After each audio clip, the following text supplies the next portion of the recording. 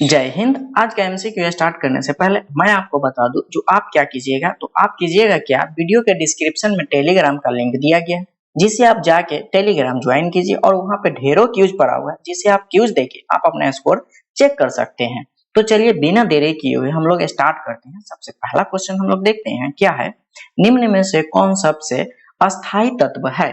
तो सबसे अस्थायी तत्व जो है वह कौन सा है, तो सीसा। इसका सही आंसर होगा ऑप्शन नंबर बी। अक्रिय गैस की खोज किसने की। अक्रिय गैस की खोज जो है वह रैमजे ने किए थे। इसका सही आंसर होगा ऑप्शन नंबर डी। बढ़ते हैं आगे अगले क्वेश्चन की तरफ। खाने पकाते समय सर्वाधिक मात्रा में नष्ट होते हैं। खाना जब हम लोग पकाते हैं उस समय सर्वाधिक मात्रा में विटामिन लॉस होता है। इसका सही आंसर है ऑप्शन नंबर बी। पीले फास्फोरस को रखा जाता है। पीले फास्फोरस को जल में डुबो के रखा जाता है। इसका सही आंसर होगा ऑप्शन नंबर बी।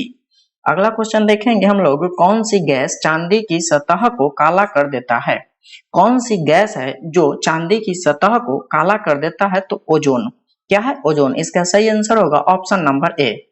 यूरिया में नाइट्रोजन होता है कितना प्रतिशत। तो यूरिया में जो है वह 46% नाइट्रोजन होता है। इसका सही आंसर होगा ऑप्शन नंबर सी। बढ़ते हैं आगे अगले क्वेश्चन की तरफ। मूंगफली के तेल में हाइड्रोजनीकरण में प्रयुक्त उत्प्रेरक है। तो मूंगफली के तेल में हाइड्रोजनीकरण जो है उसमें उपयुक्त किया जाता है किसका, उत्प्रेरक का, तो निकेल का प्रयोग किया जाता है। इसका सही आंसर होगा ऑप्शन नंबर ए। बढ़ते हैं आगे, आतिशबाजी में लाल रंग किस मूल के कारण होता है। किस मूलक के कारण आतिशबाजी में लाल रंग आता है, तो यह जो है वह स्ट्रेसियम के कारण लाल रंग आता है। इसका सही आंसर होगा ऑप्शन नंबर बी। अम्लों व क्षारों की अभिक्रिया के फलस्वरूप बने पदार्थ को कहते हैं। क्या कहा जाता है, अम्लों व क्षारों के अभिक्रिया के फलस्वरूप जो बनता है उसे क्या कहा जाता है, तो लवण कहा जाता है। इसका सही आंसर होगा ऑप्शन नंबर बी। अगला क्वेश्चन हम लोग देखेंगे, उदासीनीकरण क्रिया में है। उदासीनीकरण क्रिया में क्या होता है, उदासीकरण क्रिया में होता है क्या, तो लवण एवं जल बनता है। क्या बनता है, लवण एवं जल बनता है। इसका सही आंसर होगा ऑप्शन नंबर सी। आगे बढ़ेंगे हम लोग, सबसे शुद्धतम जल है। सबसे शुद्धतम जल जो है वह कौन होता है, वर्षा का जो पानी होता है वह सबसे शुद्धतम जल होता है। इसका सही आंसर होगा ऑप्शन नंबर बी। शुद्ध जल होता है। शुद्ध जल जो होता है वह कैसा होता है, तो उदासीन होता है। इसका सही आंसर होगा ऑप्शन नंबर सी। बढ़ते हैं आगे, मलेरिया परजीवी को नष्ट करने में प्रयुक्त औषधि है। कौन सा औषधि जो है वह मलेरिया परजीवी को नष्ट कर देता है, तो क्लोरोक्विन जो है इससे मलेरिया की परजीवी को नष्ट कर दिया जाता है। इसका सही आंसर है ऑप्शन नंबर ए।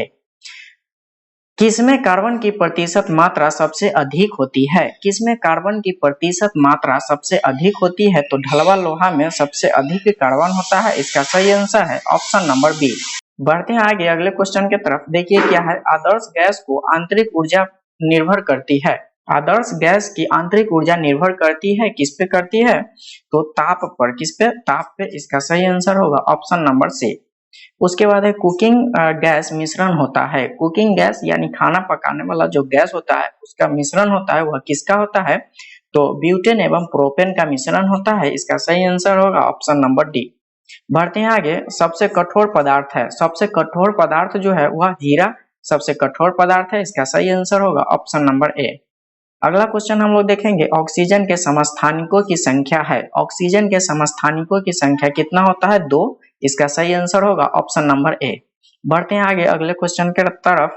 धातु के तार में विद्युत धारा का प्रवाह किसके कारण होता है। धातु के तार में विद्युत धारा का प्रवाह जो है वह इलेक्ट्रॉन के कारण होता है। इसका सही आंसर होगा ऑप्शन नंबर ए। जल सीसा यानी वाटर ग्लास का रासायनिक सूत्र है। वाटर ग्लास का रासायनिक सूत्र क्या है, तो Na2SiO3। इसका सही आंसर होगा ऑप्शन नंबर ए। अगला क्वेश्चन हम लोग देखेंगे, ड्यूटेरियम के नाभिक में होता है। ड्यूटेरियम के नाभिक में क्या होता है, तो एक न्यूट्रॉन तथा एक प्रोटॉन होता है। इसका सही आंसर होगा ऑप्शन नंबर डी। बढ़ते हैं आगे अगले क्वेश्चन के तरफ। यूरेनियम के समस्थानिक होते हैं। यूरेनियम के समस्थानिक कितना होता है तो 238। इसका सही आंसर होगा ऑप्शन नंबर बी। हाइड्रोजन के समस्थानिक होते हैं। हाइड्रोजन के समस्थानिक कितने होते हैं तो 3। इसका सही आंसर होगा ऑप्शन नंबर डी। उसके बाद है अनिश्चितता के सिद्धांत का प्रतिपादन किसने किया था।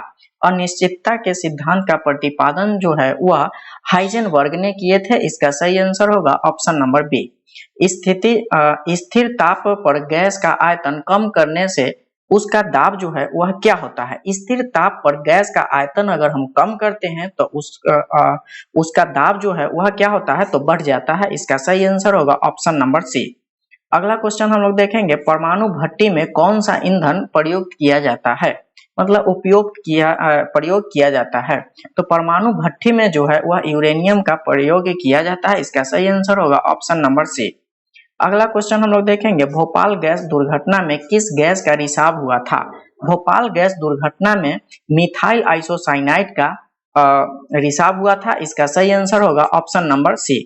अगला क्वेश्चन हम लोग देखेंगे सिंदूर का रासायनिक नाम है। सिंदूर का रासायनिक नाम क्या है, मर्क्यूरिक सल्फाइड। इसका सही आंसर होगा ऑप्शन नंबर बी। बढ़ते हैं आगे अगले क्वेश्चन के तरफ। रेडियो कार्बन डेटिंग से किसका निर्धारण होता है। तो रेडियो कार्बन डेटिंग से जीवाश्म की आयु का निर्धारण किया जाता है। इसका सही आंसर होगा ऑप्शन नंबर बी। सूर्य के किरणों का कौन सा भाग सोलर कुकर को गर्म करता है। सूर्य के किरण जो है वह कौन सा इंफ्रारेड किरण जो है उससे कुकर का सोलर कुकर को गर्म करता है। इसका सही आंसर होगा ऑप्शन नंबर ए। अगला क्वेश्चन हम लोग देखेंगे ताप के केल्विन स्केल में जल का क्वथनांक है।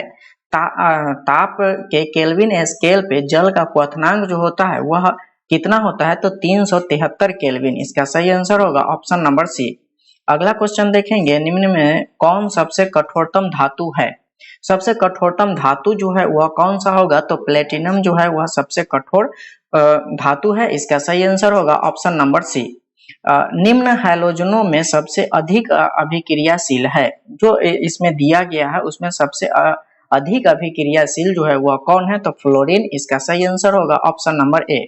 अगला क्वेश्चन हम लोग देखेंगे बॉक्साइट का रासायनिक नाम क्या है। बॉक्साइट का रासायनिक नाम जो है वह हाइड्रेट एल्युमिनियम ऑक्साइड कहा जाता है। क्या है हाइड्रेट एल्युमिनियम ऑक्साइड।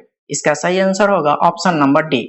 उसके बाद है मोनोजाइट्स किसका अयस्क है। मोनोजाइट्स जो है वह थोरियम का अयस्क है। इसका सही आंसर होगा ऑप्शन नंबर बी। अगला क्वेश्चन हम लोग देखेंगे कौन सी अधातु कमरे के ताप पर द्रव अवस्था में पाई जाती है। कौन सा अधातु है जो कमरे के ताप पर द्रव अवस्था में पाई जाती है तो ब्रोमीन है। कौन सा है ब्रोमीन। इसका सही आंसर होगा ऑप्शन नंबर ए। अगला क्वेश्चन देखेंगे रेडियम प्राप्त किया जाता है। रेडियम जो है वह किससे प्राप्त किया जाता है तो पिच ब्लेंडर से प्राप्त किया जाता है। इसका सही आंसर होगा ऑप्शन नंबर सी। अगला क्वेश्चन देखेंगे निम्न में किसका प्रयोग दर्पण को चमक देने के लिए होता है।